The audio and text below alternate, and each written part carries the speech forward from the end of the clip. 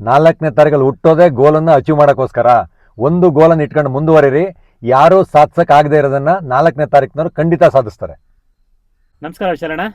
ನಮಸ್ಕಾರ ಮಂಜುನಾಥ್. ನೆಮ್ಮದಿ ವಾಸ್ತುಗೆ ಸ್ವಾಗತ. Thank you. ಸೊ ಬಹಳ ದಿನ ಕಾಲ್ ಬರ್ತಿತ್ತು 4ನೇ ತಾರೀಕು ಅವರು means Okay. Rahu number okay ತುಂಬಾ ಸ್ಟ್ರಗಲ್ ಪಡ್ತಾ ಇದಾರೆ ಅಂತ. Okay. ಅದ್ರ ಜೊತೆಗೆ 9 ಅವರು. ಓಕೆ ಸೊ ಅವ್ರಿಗೆ ಏನ್ ಹೇಳ್ತೀರಾ ನೀವು? ನೋಡಿ, 4 ಅಂದ್ರೆ ರಾವು ಅಂತ. ಹಾ. ರಾವು ಏನ್ ಹೇಳ್ತಾನೆ ಹೇಳಿ? ಹ್ಮ್. ರಾವು ಹುಟ್ಟಿರೋದೇ ಗೋಲನ್ನು ಅಚೀವ್ ಮಾಡಕ್ಕೆ. ಓಕೆ. ಡಿಸಿಪ್ಲಿನ್ ಇರಬೇಕು ಹಾ.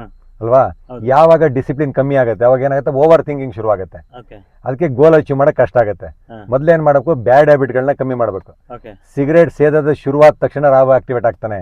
ಆದ್ರಿಂದ ಏನ್ ಮಾಡ್ತೇಳಿ, ನಿಮ್ಗೆ ಸ್ಟ್ರಗಲ್ ಕೊಡ್ತಾ ಹೋಗ್ತಾನೆ, ಬ್ಯಾಡ್ ಹ್ಯಾಬಿಟ್ಸ್ನ ಆ್ಯಡ್ ಮಾಡ್ತಾ ಹೋಗ್ತಾನೆ. Okay. ಸಿಗರೇಟು, ಡ್ರಿಂಕ್ಸು, ಬೇರೆ ಬೇರೆ ಹ್ಯಾಬಿಟ್ಸ್ಗಳು ಆ್ಯಡ್ ಆಗುತ್ತೆ. ಹ್ಮ್. ಆದ್ರಿಂದ ನಿಮ್ಗೆ ಏನಂತ ಯಾವುದೇ ಕೆಲಸಗಳನ್ನ ಮಾಡೋಕ್ಕಾಗಲ್ಲ.